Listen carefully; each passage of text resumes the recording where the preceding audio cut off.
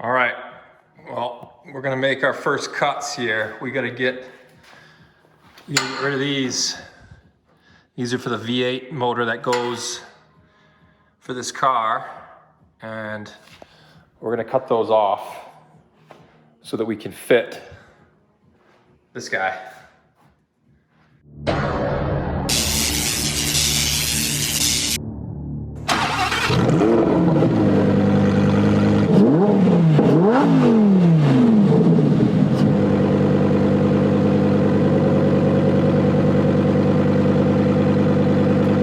So the first thing I decided to do on this build was test fit the engine, given that that's the centerpiece of the car. I figured I'd get that tested and figure out what frame modifications I would need before I get too much farther on the build.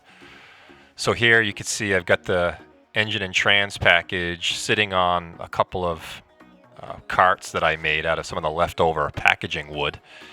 And I made it so that as soon as I get this trans unbolted, it'd split into two pieces and I could just wheel it apart. But it turned out this was a little bit harder than I thought. It was pretty finicky, and I ended up having to get a jack under there just to prop the rear section up just a little bit, and then she came apart just like this. So that worked out pretty well. Hey everybody, how are you? My name's Dan Dulac, and welcome to my Ultima Evolution convertible build. This is my garage. Bunch of cool toys. It's winter time right now, so we're all packed in here. My son's doing the recording. Thank you, Dylan. All right, so let me show you what we got here. So this is the car. Again, Ultima Evolution convertible, black gel coat. I've got the rear clamshell off. You can see sitting over there. I'll put that in storage. But what we're ultimately doing right out of the gate, we're cutting the chassis, the engine bay up to fit a special motor. These cars are originally designed for a Chevy V8, an LS7, an LT5, an LT3, a whole range of different motors. And so if you look at the engine mounts, you can see these tripods that are here. Those are designed for the Chevy V8. I've already got a V8 in that car over there. I've got a V8 in that car, V12 in this one, and I'm putting a V10 in the Ultima, and that's over here. So here's a 5.2 liter V10 out of a 2016 Audi R8. The intake was a little bit damaged when I got it, so this is, I sourced a pretty cheap Lamborghini intake. They're the same motor, interchangeable parts. I thought that was pretty cool. And then the OEM S-Tronic 7-speed dual clutch transmission as well. So these are gonna go in this chassis. And so what I have to do is I have to cut out these tripods here to make room. So fingers crossed everything fits. So that's the mission we're on. So we're gonna go ahead and cut these out. I've taped them up. I think we're ready to go. Let's cut them out.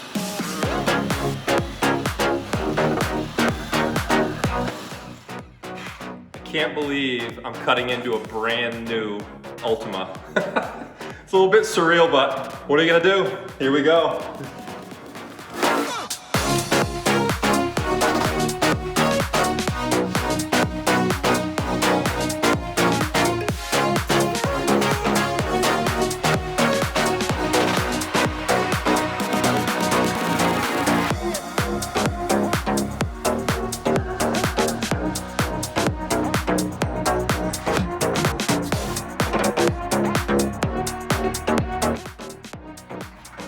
Keep it going for the rest.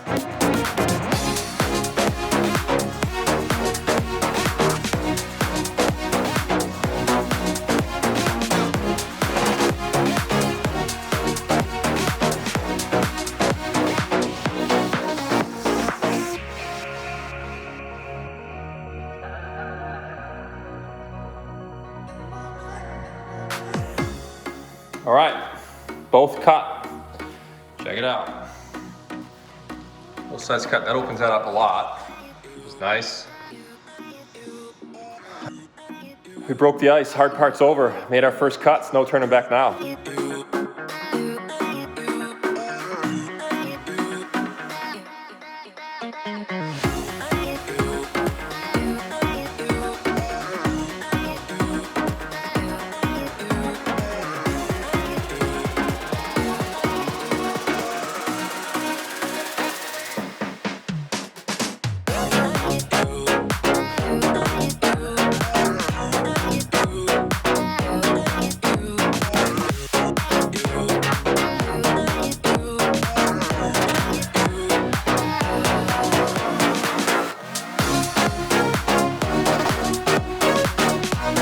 All right, well here we are.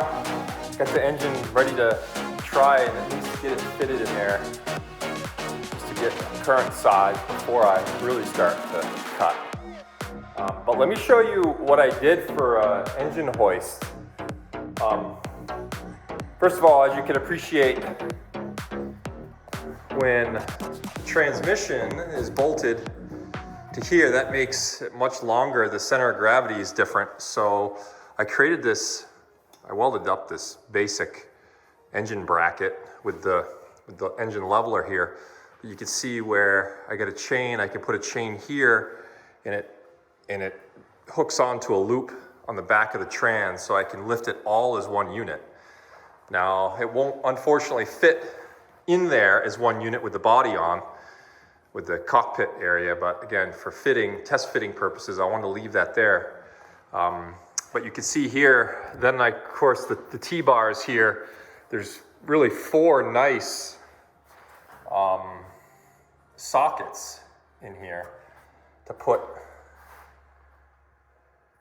mount the hoist to. So I guess what I could do is drill a couple holes here, and then I could kind of center the whole leveler, because as you can see, I'm pretty much at the maximum leveling, but the engine's almost dead on level as it is, so I won't worry about that right now. So anyway, that's that. Let's try and fit it.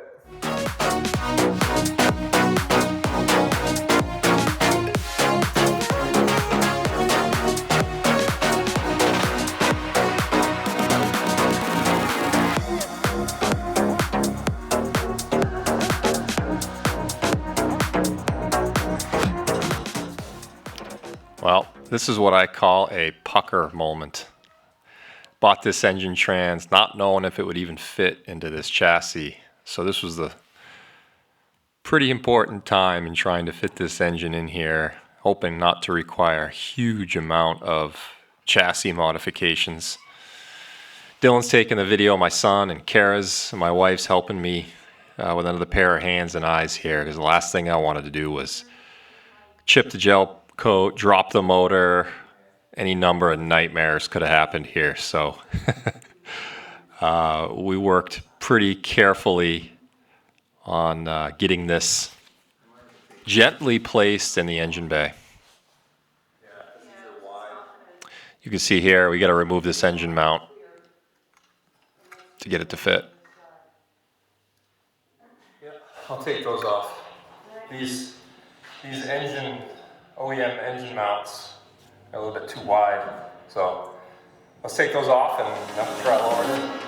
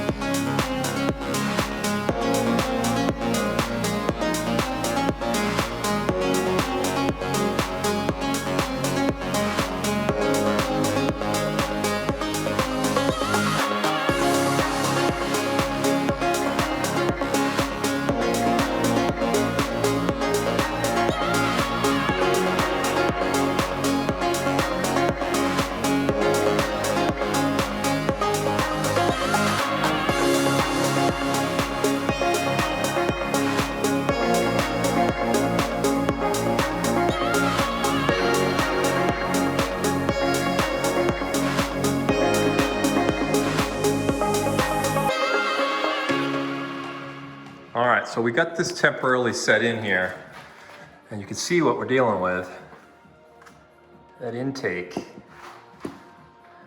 plenum, it's like 2 3/4 inches taller. So that's the amount of space I gotta get. Now the good news is this, the rear clam bows up, so there's extra room in here. That gives me about, gosh, 3 inches of extra clearance. So I might have to trim back some of this to get that to clear, but that's not a big deal. And then the scoop, that will clear once I lower that engine. So it's all gonna fit, but it's gonna fit snug.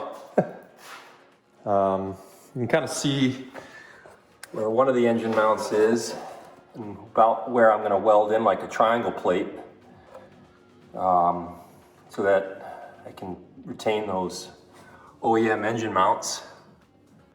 Plenty of space in between the firewall and the engine. It's really just where the body comes in that we're looking at issues. But man, that's gonna be sweet when it's in there. I think I'm pretty well centered in there, but I'll do some more measurements.